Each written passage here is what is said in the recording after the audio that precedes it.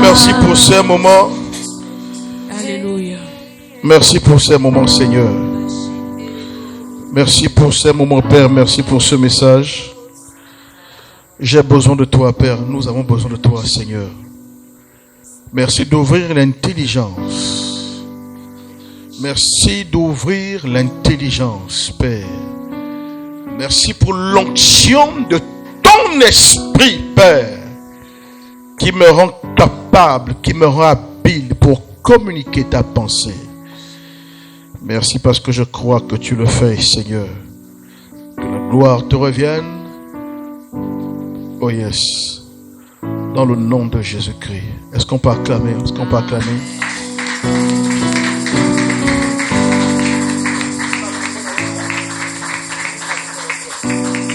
Merci les chantes. Alors, est-ce qu'on peut acclamer le Seigneur pour les chantes? Alléluia. Ce n'est pas facile. Un cœur qui te cherche. Un cœur qui te cherche. Tu en es capable. Est-ce qu'on peut s'asseoir? Oh yes. Tu sais satisfaire un cœur qui te cherche, un cœur qui te cherche, car tu en es capable. Tu sais satisfaire un cœur qui te cherche, un cœur qui te cherche. Car tu en es, oh, tu sais satisfaire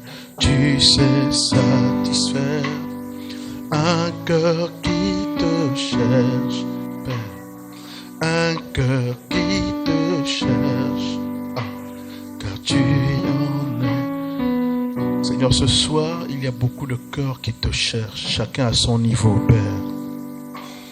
Seigneur, ce soir, il y a beaucoup de cœurs qui s'attendent à toi, Père. Ils ne s'attendent pas à moi, l'orateur, mais ces cœurs s'attendent à toi, Père. Alors je m'abandonne à toi. S'il te plaît, utilise-moi comme un instrument par ton esprit pour communiquer ta pensée et pour répondre à ces cœurs qui soupirent après toi. Quelqu'un a besoin d'une orientation, d'une clarté, d'une compréhension pour sortir de la confusion et se tenir là où tu veux qu'il se tienne et faire ce que tu veux qu'il fasse. Merci parce que je crois que tu le fais, Reba Sardo. Merci parce que je crois que l'atmosphère est sous ton contrôle, Père, et que tu disposes les cœurs. Ceux qui sont venus avec des fardeaux, des préoccupations, des inquiétudes, des chagrins issus des activités de la journée, je décrète que les jours explosent à cause de l'onction, Père. Celui qui est venu lourd se sent léger maintenant, Père. Tu prends le contrôle. Au nom de Jésus. Amen. Alors, est-ce qu'on peut acclamer pour Jésus? Est-ce qu'on peut acclamer? Alléluia. Bienvenue à cette session de relations et famille. Le thème sur lequel nous allons travailler aujourd'hui, c'est... Il y a on va parler de deux portes d'accès à ta famille ou à ta maison. Je n'ai pas envie de revenir, mais il est peut-être nécessaire de revenir rapidement sur ce que nous avons vu vendredi dernier. Nous parlions de famille et nous avons dit qu'en réalité, même lorsqu'on voit la définition sociologique et juridique de la famille, lorsqu'on définit la notion de famille, on prend toujours en compte deux notions. La notion de lien de parenté entre les ascendants et les descendants, c'est-à-dire que soit un père ou une mère avec les enfants, ou bien un couple. Un couple sans enfants est défini aussi comme une famille. Donc lorsqu'on parle des portes d'accès à la famille et à ta maison, vous remarquez que je mettrai un peu plus l'accent sur la maison comme l'habitation du couple. Et je crois que chacun d'entre vous, même celui qui est célibataire, peut également prendre ça pour son propre compte. Alléluia. Dites deux portes d'accès à ma maison ou à ma famille. Lorsque je parle de ta famille, je ne parle pas du fait de cet assemblage qui est composé de tous les membres de ta famille qui sont dispersés sur le territoire. Non, je parle de la famille nucléaire en réalité d'abord. Alléluia. De ceux qui vivent sous le même toit. Alléluia. Évidemment, chacun peut étendre à la famille élargie. Dites porte. Dites porte. Dites porte. Genèse chapitre 22, verset 17, c'est Dieu qui parle à Abraham. Et il va faire cette promesse à Abraham que ta postérité, c'est-à-dire tes descendants, c'est-à-dire tes enfants, les enfants de leurs enfants, auront la supériorité sur leurs ennemis. Ils vont posséder la porte de leurs ennemis. Alléluia. C'est de ça dont il est question. Et nous avons dit que c'est bien de pouvoir posséder la porte de l'ennemi. Mais il faut prendre conscience que toi-même, tu as des portes. Alléluia. Dites, ma maison a des portes. Ma famille a des portes. Alléluia. Avant d'attaquer et posséder les portes de l'ennemi rose, est-ce que tu t'es assuré que les portes de ta maison, les portes qui donnent accès à ta famille, sont bien gardées, bien protégées? Alléluia. C'est pourquoi nous allons voir donc ce soir deux portes d'accès à ma maison ou à ma famille. Dites deux portes. C'est même pas sûr qu'on voit les deux. Alléluia. Dites la première porte. Pour introduire la première porte, parce que j'ai envie que vous puissiez comprendre. Dites ma maison. Mon épouse et moi, on a reçu quelqu'un chez nous qui vivait avec nous pendant un moment. On a commencé à remarquer une activité bizarre. Dites bizarre. Un jour, la nuit, on dormait. Je pense que c'est elle qui a fait ce rêve, dans lequel elle est sortie au salon, mais la porte centrale était grandement ouverte. Alors que dans notre maison, nous avons une culture qu'on appelle le tour du propriétaire, où le dernier qui reste éveillé avant d'aller se coucher a la responsabilité de vérifier si les portes et fenêtres sont bien fermées, vérifier la bouteille de gaz. Donc, dans notre maison, la dernière personne, avant d'aller dormir, fait toujours ce rituel. Mais bizarrement, elle dort, elle rêve, elle est au salon, et la porte centrale est grandement ouverte. Oh, dites grandement ouverte. Elle va s'empresser de fermer la porte, mais quand elle se réveille du rêve, sort du rêve, la porte était physiquement fermée en réalité. Mais pourquoi dans le monde de l'esprit, une porte qui est physiquement fermée, Dieu lui montre qu'elle est ouverte, béante, au point qu'elle voyait l'extérieur, l'obscurité qui prévalait à l'extérieur. Dites ma famille, ma maison a des portes spirituelles. Je dois les fermer. Yeah. Le vendredi, on a vu que l'une des portes majeures qui est rattachée à ta maison, c'est quoi? C'est l'atmosphère et l'ambiance que tu fais régner à l'intérieur. S'il y a une atmosphère d'unité entre les personnes qui vivent dans cette maison, tu donnes accès au ciel. Mais s'il y a une atmosphère de conflit, des gens qui ne se parlent pas, qui se bagarrent, qui sont amers, qui sont dans l'animosité, cette atmosphère délétère d'animosité donne accès à autre chose, aux ténèbres. Et je vais même raconter le témoignage d'un jeune couple qui était venu voir mon épouse et moi à la maison. Un jeune couple. La femme était d'abord venue nous voir, ensuite le mari est venu nous voir. Et le mari a reconnu que parfois il est colérique. Il dit que parfois même il ne lui arrivait pas de battre sa femme. Il nous a dit qu'il avait poussé sa femme une fois et que parfois il est en colère, il ne se contrôle pas. Et il nous raconte qu'un jour en colère, dites colère, il raconte qu'un jour en colère, il va faire un rêve où justement il se retrouve en colère contre sa femme. Ils sont disputés disputer chacun de son côté, mais bizarrement dans le rêve, il va remarquer que la porte centrale de la maison est ouverte, dite ouverte.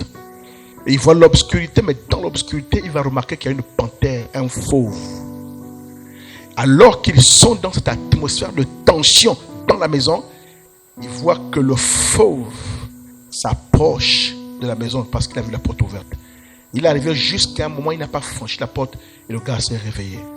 Et je lui ai dit, tu viens de comprendre la réalité du texte de 1 Pierre chapitre 5 verset 8 qui dit: le diable, votre adversaire, rôde autour de vous comme un lion, un fauve, rugissant, cherchant qui il va dévorer. C'est pourquoi la Bible dans Éphésiens chapitre 4, 26 à 27 nous interpelle en disant: lorsque vous vous fâchez, lorsque vous mettez en colère, 1. Ne péchez pas. 2. Que le soleil ne se couche pas sur votre colère. Ça veut dire ne dormez pas en colère. Parce que la colère, les animosités, les disputes, la désunion, le manque d'unité crée une atmosphère qui devient la porte qui donne accès à l'ennemi. Ça, c'est la porte qu'on a étudiée vendredi dernier. Dites la porte. Et je vais enfoncer davantage cette porte. Certaines personnes ne se comprennent pas pourquoi dans les rêves, ils ont toujours l'échec. Dans les combats, l'échec. Dites échec. Il dit, mais je suis un enfant de Dieu. Parfois, tu sors même de l'église comme ça, tu as prié, tu as transpiré. Tous les vêtements que tu avais sont mouillés, tu sens que là, l'onction. Le pasteur a prié pour toi, Tanguy, avec onction d'huile. Tu rentres, tu dors. La femme de nuit qui t'embête vient et te manœuvre. Tu te réveilles épuisé, tu ne sais quoi le problème. Le mari de nuit qui t'embête te manœuvre. Tu dis, je ne sais même plus quoi faire. J'ai jeûné, j'ai prié, je suis allé à l'église, mais chaque fois quand je dors, j'ai l'impression que quelqu'un a accès à mes rêves et me contrôle. Dites quelle est la porte d'accès. Dites quelle est la porte d'accès. Est-ce que vous savez que l'une des choses qui attire et donne facilement l'accès à l'esprit de mari et femme de nuit ou beaucoup de choses, c'est la colère avec laquelle vous dormez? Vous pensez que l'auteur qui a écrit dans Éphésiens que la colère, que le soleil ne se couche pas, vous pensez qu'il s'ennuyait? Ou bien il avait un trop plein d'encre et il cherchait comment évacuer l'encre et il a pensé que je mettrais cette pensée comme ça au cas où? Non. Les chrétiens sont devenus les plus rancuniers, les plus amers. Là, je suis seulement en train de renforcer le point qu'on a vu vendredi dernier sur l'atmosphère qui doit prévaloir dans notre maison. Et vous remarquez que cette atmosphère, c'est quoi? C'est le reflet de l'atmosphère qu'il y a dans notre cœur. Tu dors avec l'animosité. Et beaucoup d'entre nous, les couples, surtout les couples, vous avez bien passé la journée. C'est 15 minutes avant de dormir. Une phrase mal placée. Une observation inopportune. Une remarque mal formulée. Ça crée l'amertume, la frustration. Et chacun dort de son côté. Dites erreur. Dites erreur. Dites mauvaise atmosphère.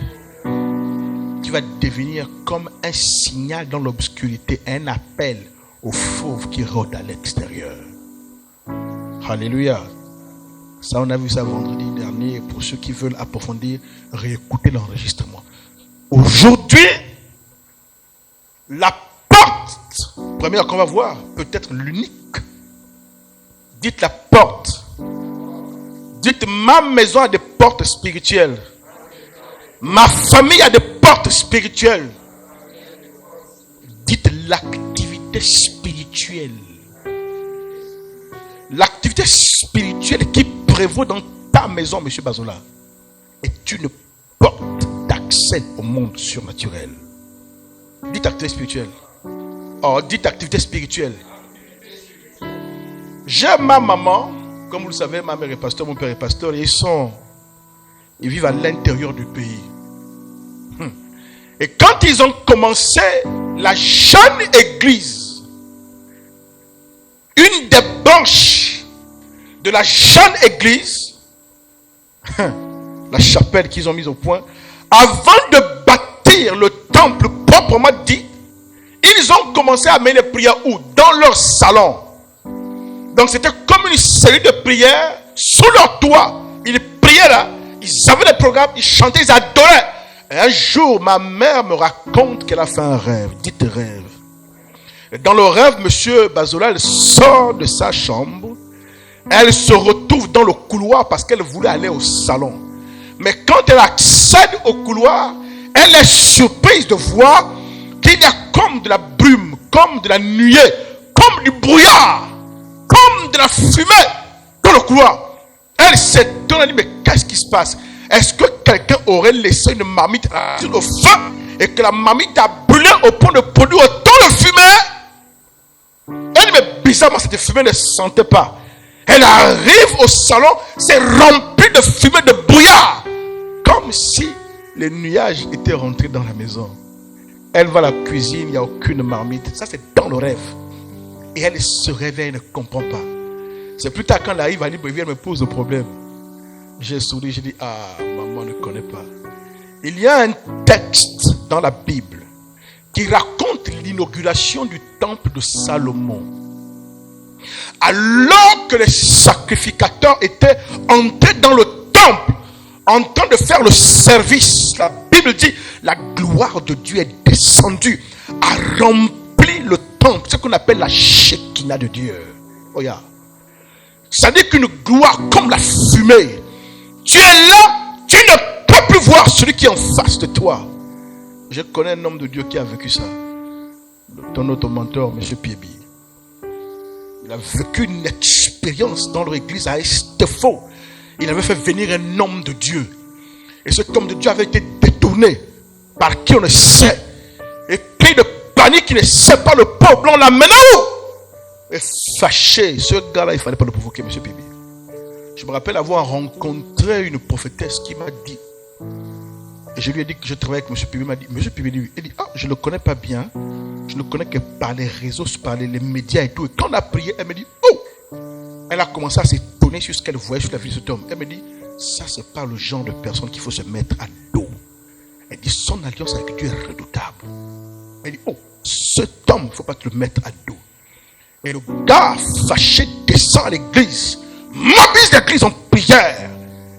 Et là, sous onction, il va commencer à décréter les choses. Il avait une alliance redoutable avec Dieu. La salle s'est remplie de fumée. Dites la gloire. Certaines personnes haut placées sont tombées ce jour-là. Il a commencé à décréter la chute, décréter destituer. D'autres, ayant eu l'information, il y a un qui a couru chez lui. Il habitait là. Couru chez lui. Cogné. Pour dire je n'étais pas avec eux. Et expliqué. Le pasteur puis dit je lui ai imposé les mettre là à la route. Exprès. Chez nous toi là. Je lui ai imposé la route. Et si tu n'étais pas dedans, on ne t'enlèvera pas. Et on ne l'a pas enlevé. Alléluia. Dites la gloire de Dieu. Et donc cette gloire qui parfois se manifeste comme la fumée. C'est d'ailleurs ce que décrit Ésaïe chapitre 6. Quand Ésaïe dit l'année de la mort du roi Osias, il a eu une vision. Il est en face du trône de Dieu et les anges sont autour du trône. Et les anges crient Saint, Saint est l'Éternel. Et toute la terre remplit sa gloire. Et la Bible dit que Dieu portait une robe en vêtement. Et les pans de son vêtement remplissaient toute la maison. Et quand il chantait comme ça, toute la salle s'est remplie de fumée. La Shekinah, la gloire de Dieu. La présence dense, substance et palpable de Dieu. Et ma mère a vu ça, mais elle n'avait pas l'enseignement pour comprendre de quoi il était question. Et quand elle m'explique, je lui montre les textes. Je lui lui dis, maman, ce n'était pas la fumée du bouillon. Ce n'était pas la fumée du manioc. Ce n'était pas la fumée de la marmite de feu. C'est la fumée de la gloire, de la présence divine.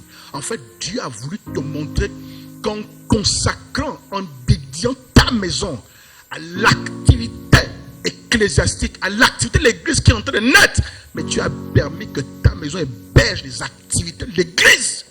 Regarde spirituellement ce que tu as hébergé dans ta maison, la gloire d'Adonai. C'est ça qui fait que le sorcier qui vole ne peut pas entrer. Dites-le papa. Dites-le papa. Parce qu'il y a une atmosphère. Dieu à quoi? À l'activité spirituelle qui prévaut dans ta maison. l'activité spirituelle qui prévaut dans ta maison est une porte d'accès au surnaturel. Cette activité spirituelle, tant pis pour toi si c'est des choses bizarres, des incantations. Tant pis pour toi si c'est des choses bizarres, la sorcellerie, du sorcellerie. Tant pis pour toi si c'est des choses étranges avec le monde occulte. Mais l'activité spirituelle, monsieur Bazola, qui se développe dans ta maison, qui prévaut dans ta maison, cette activité spirituelle est en train d'ériger ta maison comme une piste d'atterrissage du monde spirituel. Dites monde spirituel. Alléluia. Alléluia. L'activité spirituelle. Dites activité spirituelle. Ah, monsieur Bazoula dit activité spirituelle. C'est pourquoi il y a ce texte que j'aime. Mais pour nous, en tant qu'enfants de Dieu, quand je comprends que l'activité spirituelle que je laisse prévaloir dans ma maison va faire de ma maison un espace où le spirituel va venir atterrir, qu'est-ce que je fais? Je dois donc choisir la nature de la spiritualité que je vais laisser prévaloir dans ma maison. Dites que ça ne se fait pas parce que je m'appelle chrétien. Dites ça. C'est pas parce que je m'appelle chrétien. C'est pas parce que je vais à l'église. C'est pas parce que je parle avec le pasteur. Mais il y a un prix à payer. Ça doit être intentionnel. Ah oui, monsieur Bouma. Dans ta maison, il y a une spiritualité. Et tu dois contrôler cette spiritualité comme le chef de la maison. Oh yeah. Oh, dites comme le chef de la maison. Mais ces choses que j'enseigne, dans le monde même là-bas, le monde séculier, les parents les connaissent. C'est pourquoi nous apprenons quand on s'est marié, on est jeune marié, et que tu n'as pas Christ et que tu as grandi au village. Le vieux t'enseigne que c'est l'homme qui dort avant. Quand on accède à ta chambre, c'est l'homme qu'on doit voir, pas la femme d'abord.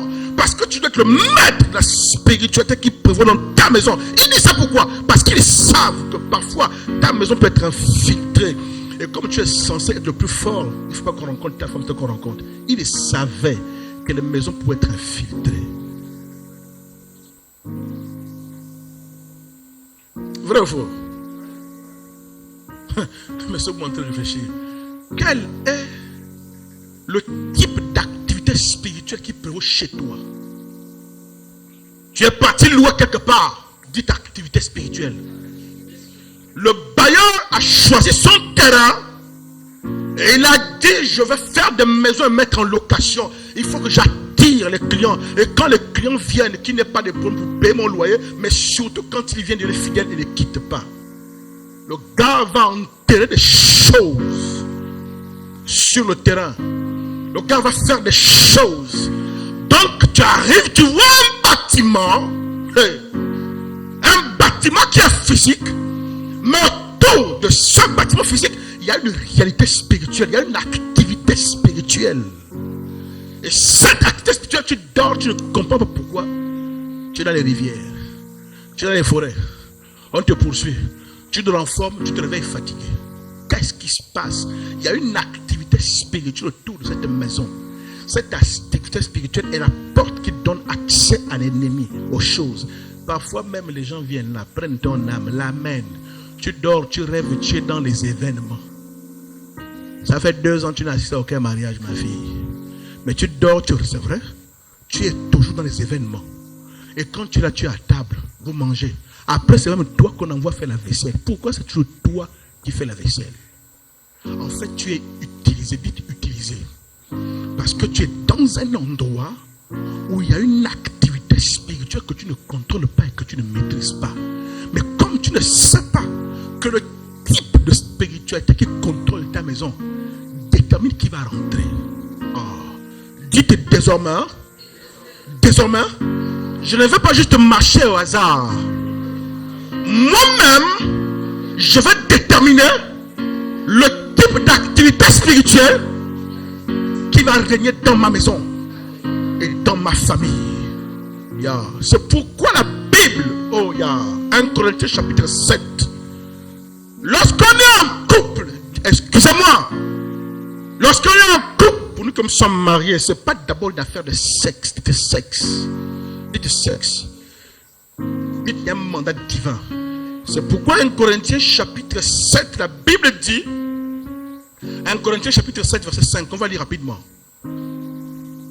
1 Corinthiens chapitre 7, le verset 5, la Bible dit, ne vous privez point l'un de l'autre. Là, le texte s'adresse à ceux qui sont ensemble, qui sont mariés, qui vivent ensemble. La Bible dit, ne vous privez point l'un de l'autre. Quelqu'un te dit, bon, pas d'acte spirituel, pourquoi il parle de couple? Écoutez, ne vous privez point l'un de l'autre, si ce n'est d'un commun accord pour un temps, afin de faire quoi? Afin de vaquer à la prière. Oh! Donc, celui qui écrit ce texte nous informe que le couple a la responsabilité d'entretenir l'atmosphère spirituelle qui prévaut dans la maison. En faisant quoi? En prenant parfois le temps de vaquer à la prière, où il laisse nos autres activités et il se consacre à la prière. Pourquoi? Parce que si tu ne le fais pas, il y a une autre spiritualité qui va contrôler ta maison que tu ne comprends même pas, que tu ne connais pas. Dites voisin, la spiritualité du voisin peut même contrôler ta maison. La spiritualité du bailleur peut gouverner ta maison. Dites spiritualité. J'ai regardé le film de War Room. Pasteur Michel. War Room. Chambre de guerre. Tu connais le film? Et cette dame qui avait été rodée à l'art de la prière. Parce que dans son couple, il y avait trop de problèmes. Et elle se plaignait. Dites plainte. Et la jeune dame va rencontrer une vieille, une doyenne. La douane va lui dire, ce que tu fais là, j'ai fait avec mon mari qui était militaire. Je me plaignais, je faisais tout. En fait, finalement, le gars est mort, il est resté veuve. Et Dieu lui a enseigné plus tard que ton rôle en tant que femme, ce n'est pas le fatiguer, te plaindre, c'est le soutenir. Et cette femme est devenue guerrière de la prière. Elle a commencé à enseigner à d'autres jeunes femmes comment gérer le couple à la puissance de la prière. Elle a initié l'actrice principale de ce film-là, Priscilla Shirer, qui est une servante de Dieu en réalité. Lui montrer comment prier. Et elle avait une chambre dans la maison où elle allait prier. Elle mettait des sujets sur les feuilles. Elle collait au mur. Dites prière. J'aime ça en anglais. Dites prayer. Dites prayer. Le jour qu'ils ont déménagé de la maison, il y a un couple de serviteurs de Dieu qui venait pour louer la maison. C'est quelqu'un d'autre qui fait visiter la maison. Il visite. Quand le pasteur entre dans la chambre où la dame priait, il rentre. Il sent un truc bizarre. Il sent que dans la chambre, il y a une atmosphère qui n'est pas la même qu'ailleurs. Il sort, il comprend pas.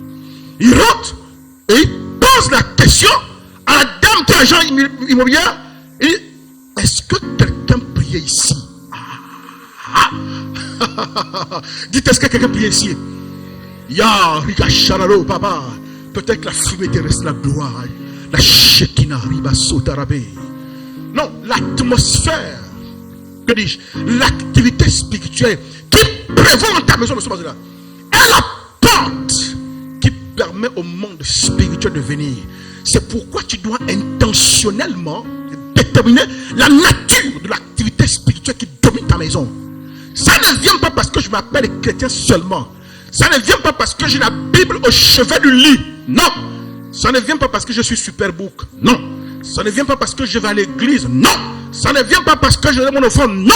Mais dans ta maison, tu dois veiller intentionnellement à faire en sorte que la spiritualité qui prévaut là est celle qu'intentionnellement tu as choisi, déterminée. Mais ça vient par quoi? Par la prière. Dites prière. Vous vivez à 4 dans la maison. Vous vivez à 5 dans la maison. Votre épouse à 2. Vous tous, personne n'est pris. Dites sommeil. On tape les spaghettis. On accompagne avec le bissap. Il y a quelqu'un qui a dit son bissap. Je peux le regarder sinon on va dire, oh, quand il prend le bissap, il parle même en langue. Il bouffe, quand il pousse comme ça. Dites pousse. Comme le jeune étudiant qui est jeune lycéen de m'a parlé, mon épouse, qui vient souvent acheter des gâteaux chez elle. Elle dit, mais lui, il a une gorge d'oiseau. Chaque fois quand il mange des gâteaux, il suffoque. Tanti, tu n'as pas l'eau là? Tu n'as pas l'eau? Il dit, mais chaque fois qu'il achète des gâteaux, mais petit, arrête de manger des gâteaux. Si tu as du mal à avaler. Alléluia. Vous mangez seulement, monsieur Bazola. Vous tapez spaghetti. Oh, dites le foufou. Je connais quelqu'un qui tape ça comme ça, il a pris tout, il tape, tout, il tape. Quand il faut que il dépose. Lui-même m'explique, il dit, quand je dépose, je ne marche même pas, ça coule seulement. Hein? Dites ça coule seulement. Je ne regarde pas la personne si vous allez savoir de qui je parle. Alléluia. Quand il a fini de tamer le foufou avec le dongo, dites il s'allonge. C'est la spiritualité du sommeil, la spiritualité de manger, de boire. D'autres, c'est le match, dites le match. Ah, telle est la spiritualité qui prévaut dans ta maison. Tu dois déterminer consciemment, intentionnellement la spiritualité Tanguy qui doit prévaloir dans ta maison. Parce que le type de spiritualité qui domine ta maison devient la porte qui donne accès à un type d'entité spirituelle venue chez toi. Dites, ma spiritualité sera déterminée par la prière. Yeah. Je veux consacrer un temps. Il faut consacrer un temps. Tu as ta femme où vous priez ensemble. Même avec maman Odette, vous priez ensemble. Hein? Dites, on prie ensemble. Monsieur Bouma, on prie ensemble. Rose, tu es seul, mais tu pries quand même. Monsieur O, tu es seul, tu pries. Dis, je prie. Dis, je prie. Et quand tu pries, tu parles à l'atmosphère de la maison. Tu dis, c'est les intrus ici. S'il y a quelqu'un qui est rentré sans autorisation, tu le réprimes, le mets dehors. Et tu commandes que sur le plan spirituel, les portes, les fenêtres, les entrées, les sorties de chez toi soient verrouillées. Oh, dites verrouillées. Et que les anges soient postés à chaque entrée. Comme les gens de la police de l'air et des frontières. Comme les gendarmes gardent les frontières. La Bible, la nature ne vous enseigne-t-elle pas? Sur le plan naturel, si on a des gendarmes qui gardent les frontières, les policiers qui sont la paf dans le monde spirituel également, on peut donc affecter les anges pour garder les frontières de notre maison. Alléluia. Dites la spiritualité qui prévaut dans ma maison. Alléluia. Donc dans la maison, l'activité qui doit être dans la maison, ce n'est pas seulement faire l'onkumu. Dis l'onkumu. L'onkumu au fou là, je vois quelqu'un derrière là-bas. Oh non, non, faut pas trop sécher l'eau, faut faire ça avec un peu d'eau. Ah! Même les détails, les détails. D'autres ont dit qu'ils mangent l'onkumu parce que c'est comme la pelouse. Oh, il paraît que c'est la pelouse, c'est comme de l'herbe. Oh, j'ai entendu une femme dire que non, ça me blesse les poumons. J'ai dit, ma soeur, l'œsophage, là où passe la nourriture pour aller dans l'estomac, les poumons, la nourriture a encore des poumons à quel niveau? La nourriture a encore des poumons à quel niveau? Oh, j'ai peur que le coco, que l'onkumu, hein, me blesse les poumons. Mais quand tu avales même le pain, est-ce que le pain arrive au poumon? La maison où vous dormez, où vous vivez en famille, la rose. Cette maison n'a pas pour vocation uniquement d'en suivre la télé, qu'on organise les mariages, qu'on reçoive des amis, qu'on fasse la cuisine, qu'on commande des meubles pour ranger les habits. Oh, dites quel beau meuble. Ah, cet endroit qu'on appelle maison où tu vis avec ta famille, ce n'est pas seulement pour les activités domestiques, c'est aussi pour les activités spirituelles. Alléluia. 1 Corinthiens chapitre 14, verset 34 à 35. 1 Corinthiens chapitre 14, verset 34 à 35. La Bible dit quoi? C'est le texte qui s'adresse aux femmes et qui dit que les femmes se taisent dans les églises, qu'il ne leur est pas permis de parler. Alléluia. Certaines églises se servent de ce texte pour dire que les femmes ne doivent pas prêcher. Or, ce dont il est question, ce n'est pas la prédication. Ce dont il est question, c'est un bavardage. Puisqu'après Paul ajoute, et c'est ce qui m'intéresse, il dit qu'elles posent les questions à leur mari à la maison. Or, dites méditation de la parole. Donc on est en train de dire que cette femme-là, hein Bettina, qu'on va célébrer ton mariage, et qu'on va verser l'huile avec la corne. Yeah. Là, on prend un peu la bouteille. Je prends la corne. Dites la corne. Je souffle d'abord le chauffage. Oh yes. Je suis en train de prophétiser ta bénédiction nuptiale, ma fille. Ah. Et je prends le chauffard. Yes. Et on verse, on répand l'onction pour bénir, asseoir et affermir ton mariage. Lorsque vous entrez là-bas, on dit que les seules activités, ce n'est pas uniquement la cuisine. Par ce texte, on comprend que donc la femme peut garder les questions qu'elle a en rapport avec la parole, les choses spirituelles, pour interroger le mari à la maison. Donc dans la maison, Dieu prévoit qu'il y ait également une phase horaire, un temps où le couple, les gens de la maison étudient les Écritures. Pas seulement vaquer la prière, mais étudier aussi les Écritures. Monsieur Mouma, dites, ma femme souffre. Dès qu'elle dit un truc de travers, non chérie, c'est pas ça. Ah bébé, c'est pas une dissertation. J'ai dit, j'en profite quand même pour t'expliquer la petite place là. J'en profite. Je lui explique. Ah, mais j'ai l'entendu dire, je suis le docteur de ma maison. Dites, je suis le docteur de ma maison. Je suis l'enseignant de ma maison. Ma maison ne va pas être là en train de subir la spiritualité du voisin. Parce que dans ma maison, il n'y a pas la prière, il n'y a pas un temps de méditation, et je subis seulement l'atmosphère qui est dégagée par la spiritualité du voisin.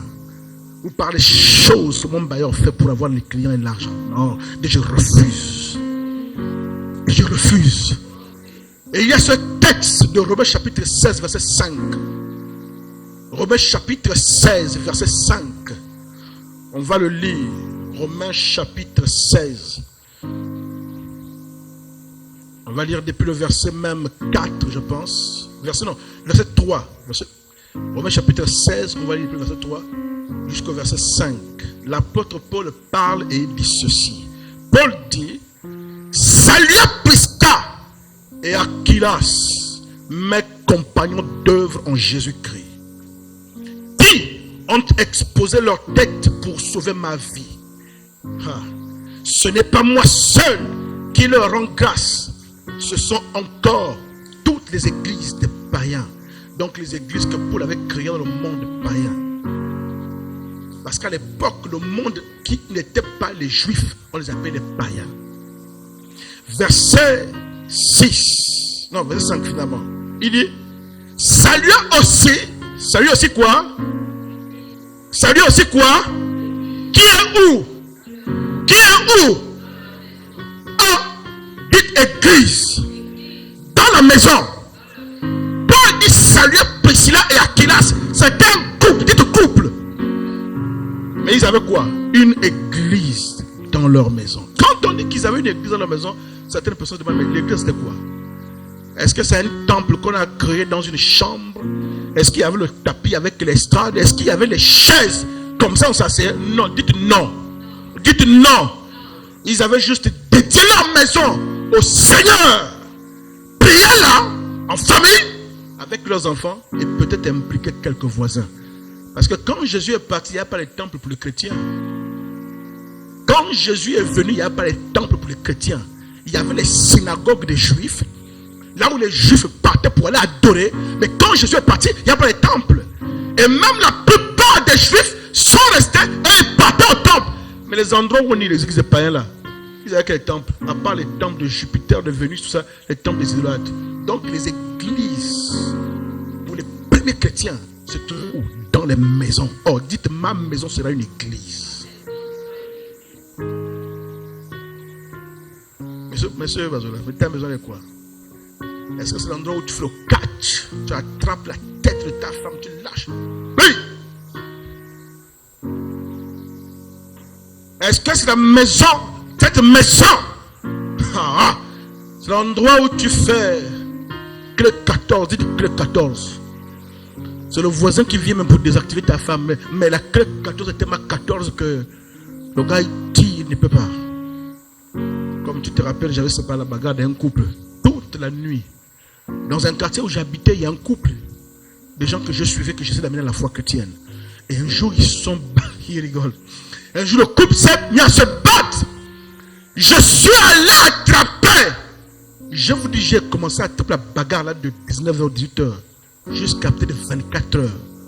Je ne comprenais pas pourquoi aucun voisin n'intervenait. Les gens même qui vivaient dans la même maison que regardaient comme un non-événement. Tu vois, quelqu'un qui caille son poisson, il s'en fout. Il passe là, il prépare sa nourriture. Il dit, oh.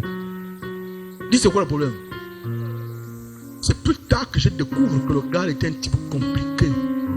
Toutes les personnes qui étaient là, les voisins y compris, avaient déjà par le passé fait l'erreur d'essayer d'intervenir quand il tape sa femme. Dès que tu l'attrapes, il laisse la femme, ça devient votre palabre. Donc les gens connaissaient. Mais comme il avait un peu d'égard pour moi, à cause de ça que je lui prêchais l'évangile, il ne pouvait pas me montrer ce côté-là. Donc il supportait. Je sais pourquoi tu ris. Donc il supportait, je les ai attrapés de peut-être 19h. Un gars teigneux. Comment ton père spirituel peut t'attraper de 19h après de 24h? J'étais épuisé. On était obligé de prendre la femme, de partir la cacher chez quelqu'un d'autre, enfermer la maison pour qu'il se calme. Et ça, dites-moi, il y a quel genre de spiritualité qui prévaut là? Et quand tu finis de faire ça, tu dors. Dis tu dors. Quelles sont les entités qui viennent? Dites, ma maison sera une église. Ça veut dire que je me tiens dans ma maison, monsieur Bazola, avec le même sérieux que lorsque je me tiens dans le sanctuaire. Je respecte ma maison exactement parce que je sais qu'ici, quelqu'un a dit quelque chose et j'ai aimé ça. Il dit, mais parfois vos maisons sont sales, sont sans dessous. Il dit, c'est là que vous voulez recevoir Jésus, le Saint-Esprit. Bon, c'est vrai que souvent tout c'est exagéré. Mais parfois, si tu te rends compte, mais c'est vrai qu'il y a une vérité qu'il essaie de dire. Comment je dis, j'appelle Jésus. Et j'aime bien mon frère, le pasteur Lubango Yannick. Quand il jeûnait, il faisait une retraite. La première chose qu'il commençait à faire, c'est de nettoyer sa maison. Il nettoyait la chambre. Il arrangeait tous les habits. Tout était propre en ordre. Et il démarre la recherche de la face de Dieu. Parce qu'il était conscient que s'il vient là, il faut qu'il tourne ma maison en ordre. Alléluia. Bon, certaines personnes vont relativiser, dire que Dieu c'est l'esprit, il ne s'occupe pas du physique. Non, dites ma maison. Dites l'église qui est dans ma maison. Si Jésus compte les églises dans ma maison, je veux qu'il compte aussi la mienne. Alléluia. Que l'atmosphère qui est dans ma maison soit l'atmosphère comme avec ma mère. La fumée, la gloire, la Shekinah. Oh yes. Dites la Shekinah dans ma maison. La Shekinah dans ma maison. Et je veux finir avec ça. Ce qui est intéressant, c'est que lorsqu'on parle de couple Bettina, la Bible dit à l'homme, c'est dans Éphésiens chapitre 5, verset 25, la Bible dit que l'homme doit aimer sa femme. Comment? Comme Christ a aimé l'Église. Très bien. Si la relation entre l'homme et la femme est comparée à la relation entre Christ et son Église, et que le sanctuaire qu'on appelle l'église, qui est la maison de Dieu, est une maison de prière, puisque Jésus a dit, ma maison sera appelée une maison de prière. Ça veut dire que si mon épouse, moi, si on nous compare la relation avec Christ et l'église, lorsqu'on vit quelque part, notre maison de quoi? Une maison de prière. Monsieur pour moi. Pas une maison de menace. Pas une maison de dire que toi là, comme une de mes, on va dire, petite sœur, qui a raconté à ma femme que un jour son mari lui a dit qu'il faudra que tu me donnes le jour que je parte te déposer chez tes parents. Juste un soir comme ça. La pauvre sœur était dépassée. Pourquoi? Parce qu'il lui avait demandé de laver les vêtements. Le mari avait dit à la femme que tu devais laver les vêtements. C'est ça, non? Et 2, 3, 4 jours plus tard, les vêtements étaient au même endroit. Quand il revient, il était courroucé. Il estime que la femme est insoumise. Il dit à la femme seulement, j'attends que tu me donnes le jour où je vais te rendre chez tes parents. Comprenez que puisque tu es inutile et que tu ne te soumets pas. La sœur panique, dit, mais c'est quoi le problème? Finalement, quand elle découvre le problème, elle lui dit, oh, mais depuis le jour où tu as posé le problème, je t'avais posé le problème qu'on n'a pas le savon. Achète le savon, c'est là où il se rappelle que oui, il avait posé ce problème que lui m'avait oublié. Ah, d'accord. Ah, d'accord. Dites, ma maison ne sera pas le match de catch.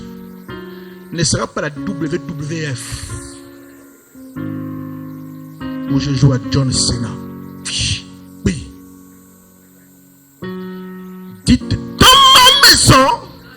je vais choisir intentionnellement le type de spiritualité qui va gouverner ma maison.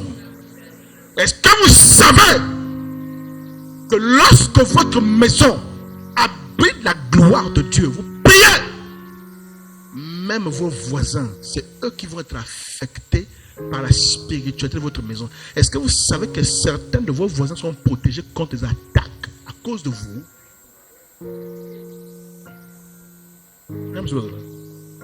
Quand vous priez dans votre maison, quand vous jeûnez, quand vous respectez l'atmosphère spirituelle de votre maison, il y a quelque chose qui se passe. Les anges montent et descendent. Rappelez-vous, Jacob a dit quoi? Quand Jacob dort en plein air et qu'il met sa tête sur une pierre, la nuit il voit une échelle, des anges montent et descendent. Il dit, oh, cet endroit est redoutable. Il a appelé ça Bethel, la maison de Dieu. Ah, donc ça veut dire que dans ma maison, si j'autorise une spiritualité particulière, les anges montent et descendent, ça peut influencer même les voisins autour. Il y a un sataniste qui a raconté, il dit que nous les satanistes, quand on sort en vampire et qu'on survole vos toitures, il a dit que nous on vous voit nus.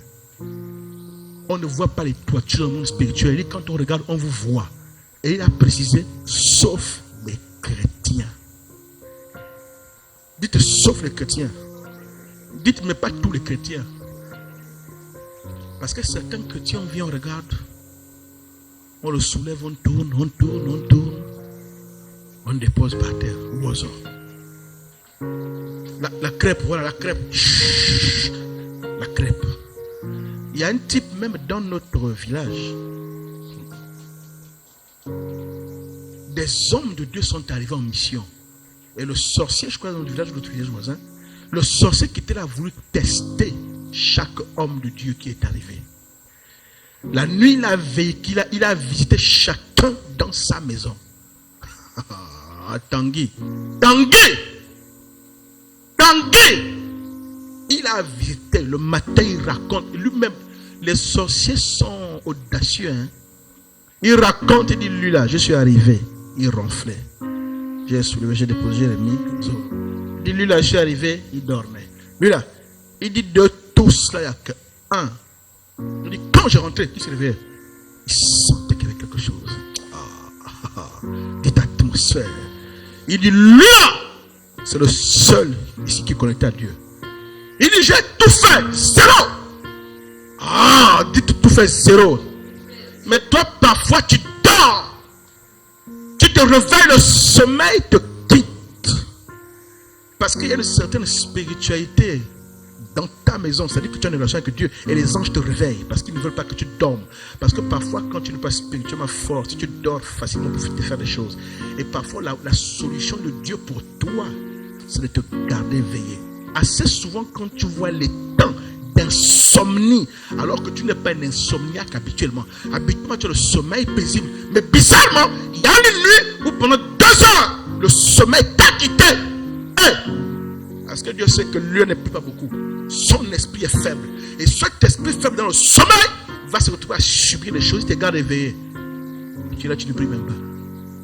Oh, je vais la venir demain, je travaille. Tu vas toi, dites que tu forces le sommeil. Ah, tu forces. Non! Mais tu l'as pris. Même en langue, je le dis. Même tu mets une adoration, tu mets une louange, tu mets une adoration, tu commences à écouter. Parce que parfois, c'est l'Esprit de Dieu qui t'empêche de dormir. Pour éviter que tu subisses quelque chose qui se prépare dans un rêve. C'est pas parfois tu dors, tu subis des choses dans le rêve que tu ne voulais pas. Quand tu te réveilles, ça t'énerve. Mais dans le rêve, tu n'as pas pu résister. Pourquoi? Parce que ton esprit manque de force. Donc parfois, Dieu t'enlève le sommeil pour que tu sois éveillé au moment où la chose, la transaction, l'attaque se produit. Que tu restes éveillé. Dites, je prierai. Dans ma maison, la spiritualité qui va prévaloir est celle que je vais déterminer qu'elle puisse prévaloir. J'ai un témoignage et je vais finir avec ce témoignage que j'ai vécu avec ma mère. Comme je vous disais, mon père est pasteur et il y a quelques années en arrière, il a fait le choix de partir travailler au village, en zone rurale. C'est étrange, depuis qu'il est rentré en zone rurale pour bosser là-bas, il n'est plus jamais revenu travailler en ville. Parce que je constate qu'au Kondia, c'est une zone rurale. Alléluia. Monsieur Bazola, alors que mon père va ouvrir l'église, il est enseignant et va s'intéresser à la politique et également au développement de la localité. Il va donc s'attirer des ennemis. Je ne sais pas c'est qui ces ennemis, personnels, il y a qui, je ne sais pas moi. Le problème, c'est que mon père, il était fonctionnaire, il est fonctionnaire. Il n'est pas fonctionnaire ou contractuel, je ne sais pas. Donc pour prendre son salaire, il doit quitter le village, parcourir plus de 200 km, aller en ville ou la banque. Et un jour, il est parti, quittant le village, allant à plus de 200 km. Quand il partait, il faisait plusieurs jours. Soit il venait avec des courses, soit il faisait le pétrole, il faisait la nourriture pour ceux qui sont au village. Et on va rester avec notre mère. Dans la nuit, monsieur Bazola. Et maman avait une stratégie, quand on restait seul avec elle, elle ne dormait pas dans la chambre conjugale, elle venait nous rejoindre dans la chambre des enfants.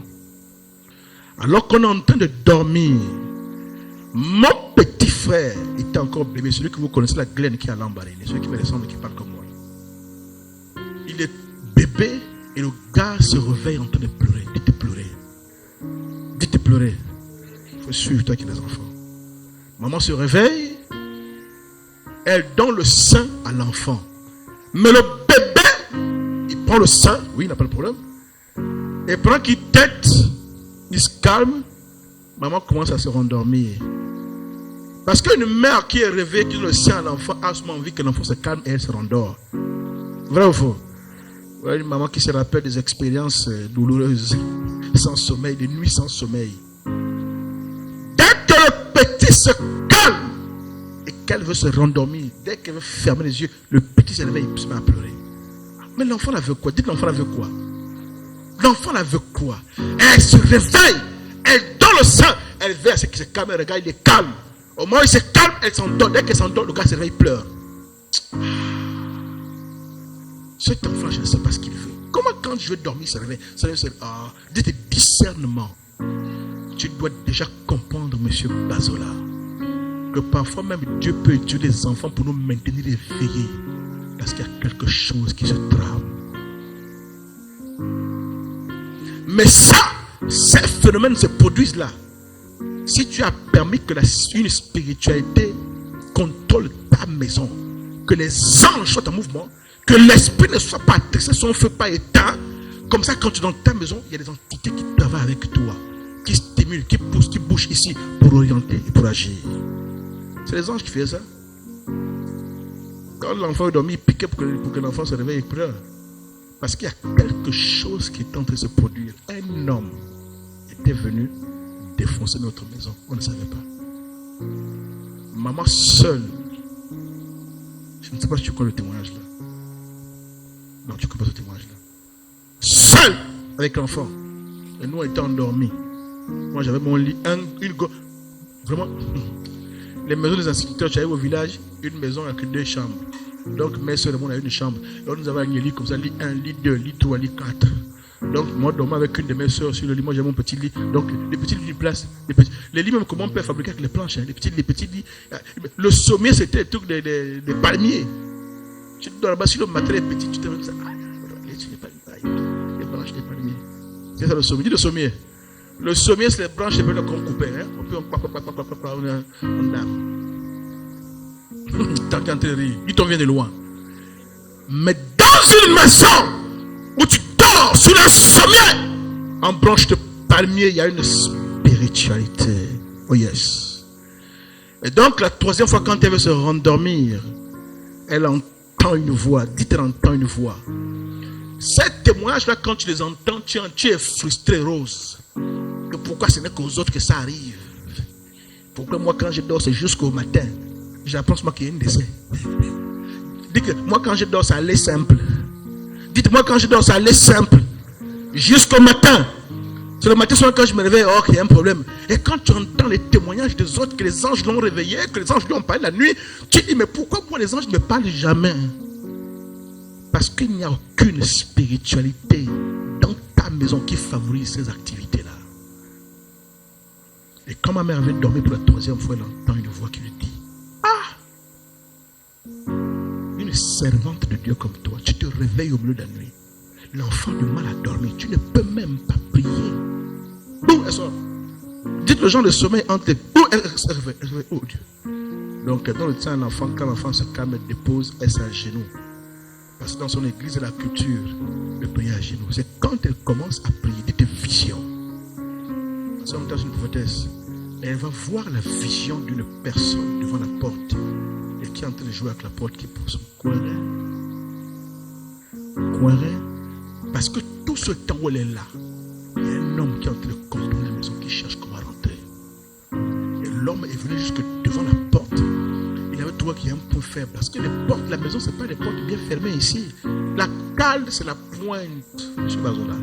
On a damé la pointe, on a plié. C'est ça la cale. Mes enfants ne comprennent pas de quoi il est question. Donc, on me regarde. Ah bon? Ah bon, la pointe? Oui, on laisse la pointe petit. On a mis la pointe, on a bloqué comme ça. Et parfois, il y a 2 ou 3 pointes.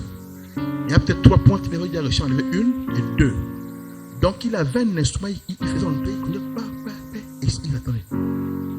Et quand ma mère sort la vision, où elle va le nom de la porte, elle essaie de prêter attention.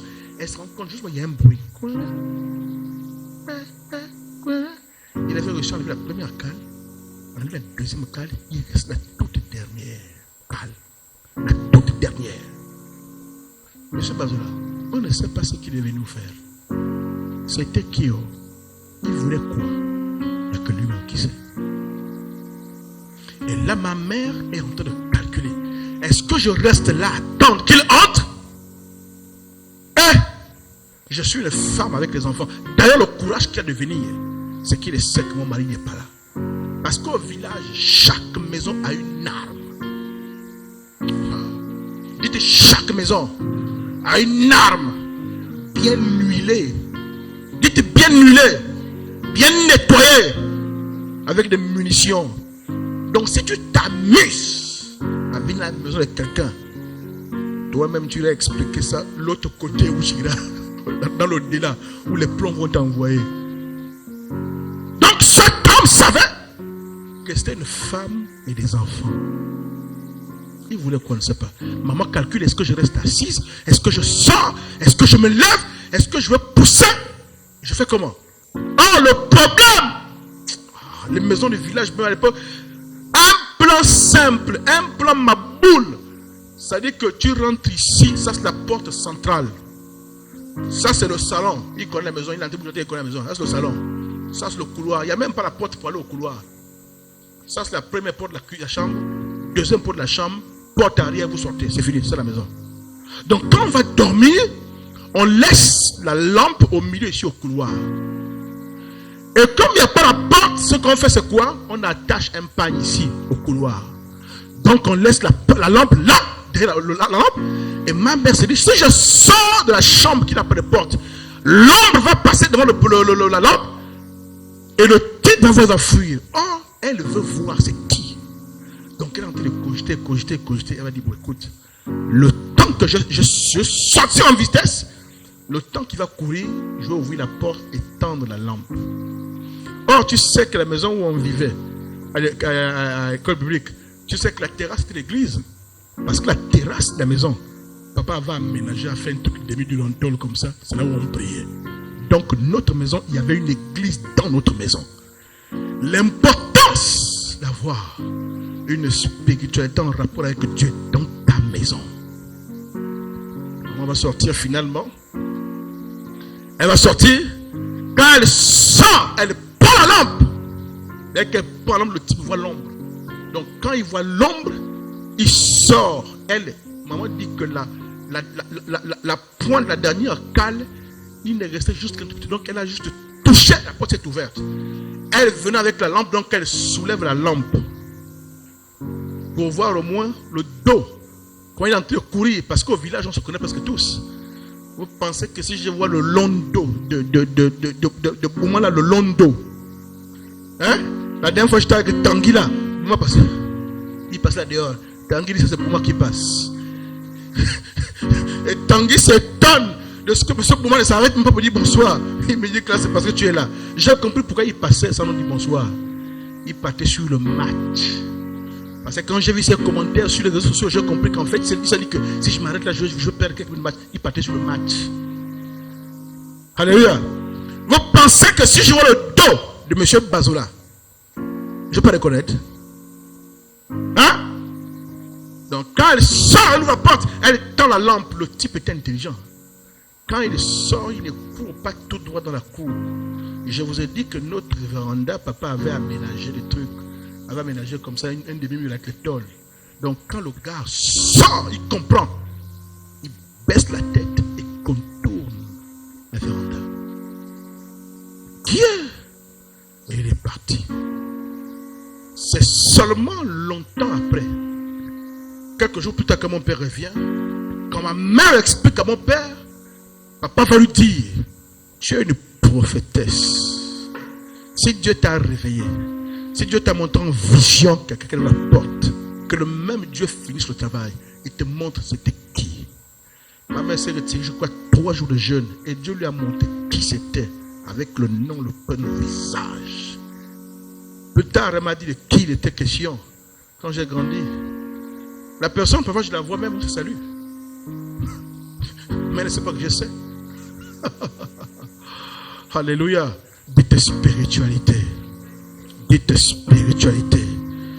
La spiritualité qui prévaut. La spiritualité que tu laisses dominer ta maison par négligence, ou la spiritualité que tu entretiens intentionnellement va devenir la porte qui va donner accès à certaines entités à ta maison. Alléluia. Ce soir, tu vas réfléchir. Quel type de spiritualité laisses-tu prévaloir dans ta maison? Prie un instant, s'il te plaît. Jésus, Jésus, tu es élevé. Oh yes. Au-dessus de ton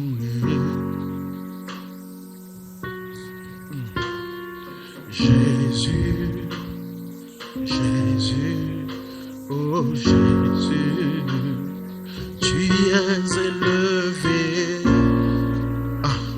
au-dessus de tout. Tu es élevé, au-dessus de tout. Tu es élevé, Jésus, au-dessus de tout. Tu es élevé, au-dessus de tout. Tu es élevé, au-dessus de tout. Tu es élevé, au-dessus de tout. Yes. Tu es élevé,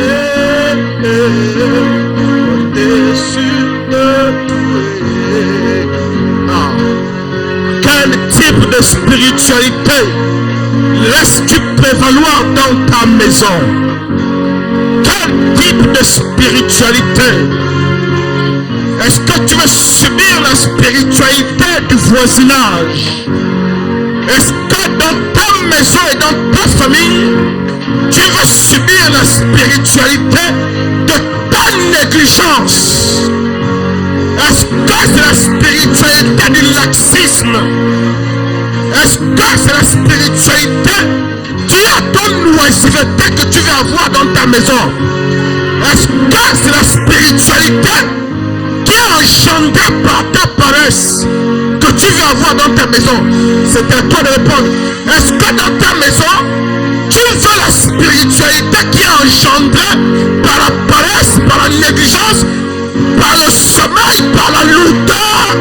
Est-ce que dans ta maison où vivent tes enfants, la spiritualité que tu laisses prévaloir, est-ce que c'est la spiritualité de la négligence? Est-ce que c'est la spiritualité du sommeil? Est-ce que c'est la spiritualité de la lourdeur? Est-ce que c'est la spiritualité du laisser-faire? Est-ce que c'est la spiritualité du laisser-aller? Quel type de spiritualité veux-tu? Quel type de spiritualité veux-tu pour ta maison? Oh, Jésus.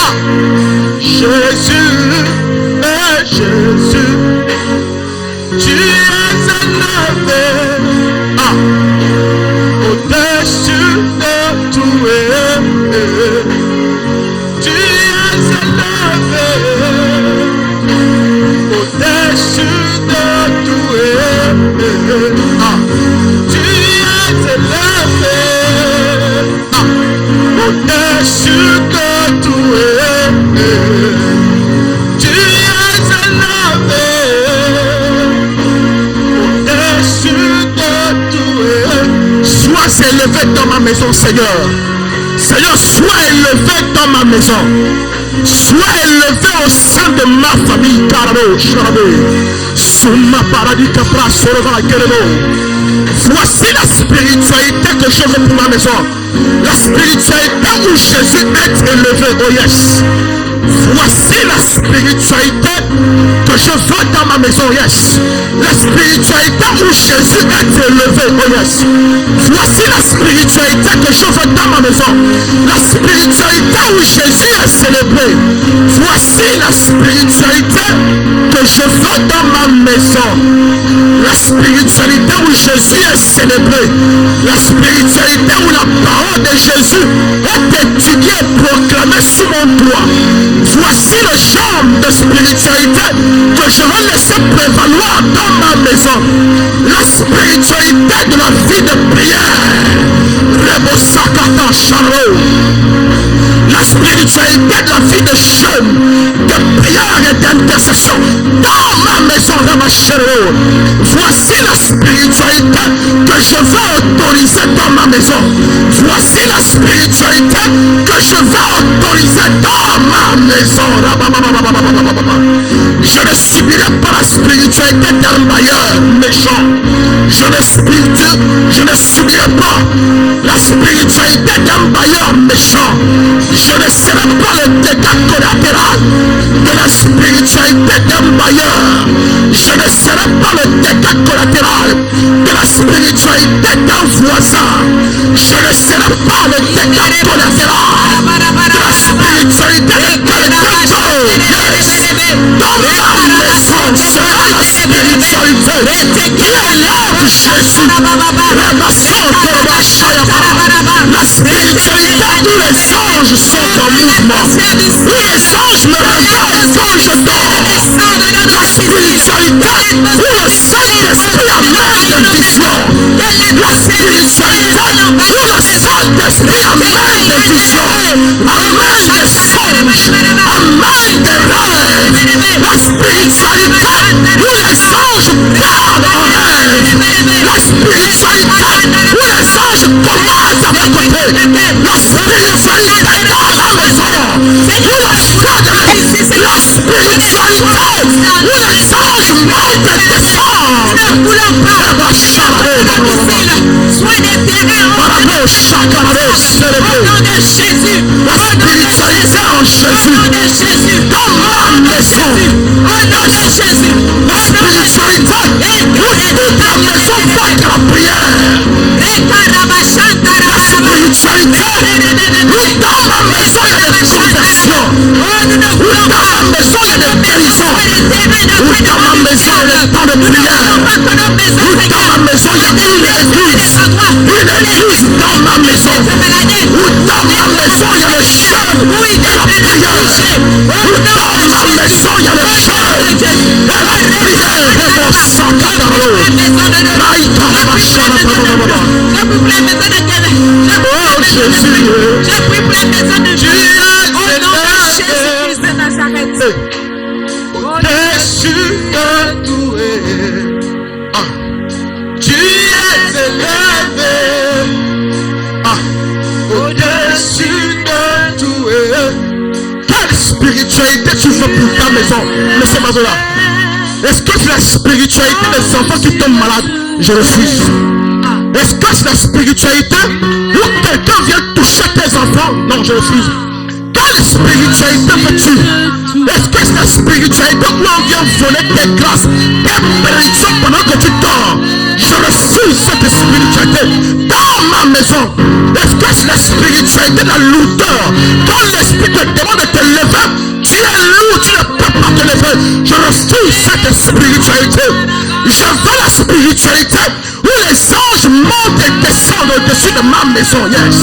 Je veux la spiritualité en Jésus où les anges montent et descendent, où les anges sont en mouvement dans ma maison, où les anges apportent des visions, où les anges apportent des messages, où les cieux sont ouverts, où la maison est remplie de fumée, de la gloire, de la présence d'Adonai. Je veux une maison spiritualité, une spiritualité en plus pour ma maison, une maison où il y a des phénomènes divins, une maison où le Saint-Esprit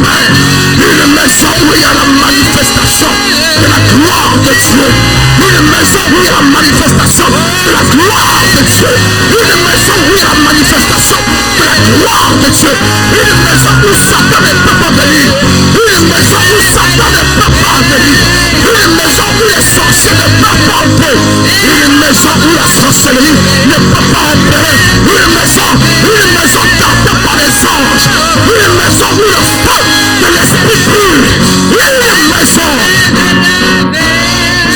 une maison embrasée par le feu de l'esprit. Wow. Yes.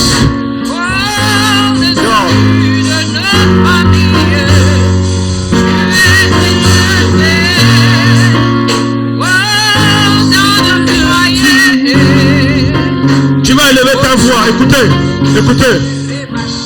L'erreur que nous faisons souvent, c'est de trouver certaines choses normales. Les gens tombent malades, tu trouves ça normal.